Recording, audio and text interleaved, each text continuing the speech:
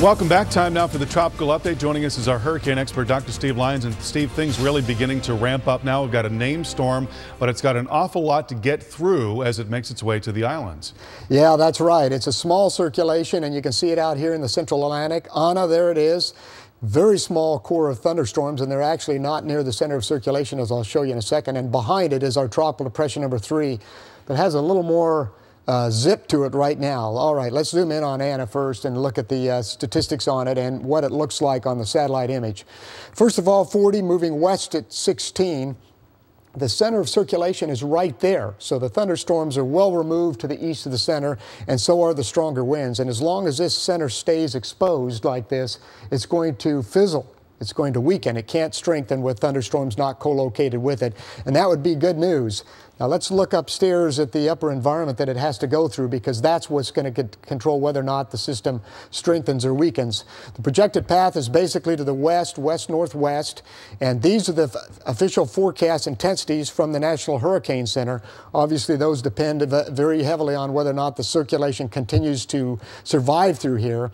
Right now, it's showing strengthening over the next 12 hours to 24 hours, and actually a fairly strong tropical storm as it gets near the islands. But let's look at the upper level environment, and you can see a rather hostile environment for this tiny little circulation to get through.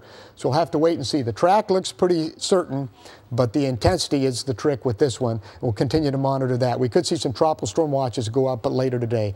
Now behind it, we have tropical depression number 3, a much larger circulation, and it's much farther south. This is about 5 degrees farther south than Anna, and because of that, it has a better chance of going farther west and affecting land through time.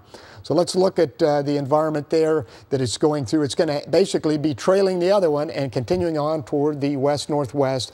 And out of 5 days, we could see it as a Category 2 hurricane in the vicinity of the northern Windward and Leeward Islands. So that's the projected path there. And this one looks like it's going to be in an environment that's a little more favorable for strengthening. In the meantime, the tropical wave moving through the Keys will keep it rainy there today, but no tropical cyclone development do we see in that area right now. And in the eastern Pacific, you're going down to Mexico, it's fine, but out in the open waters of the eastern North Pacific, we have a 125-mile-per-hour hurricane moving west-northwest at 15 miles per hour.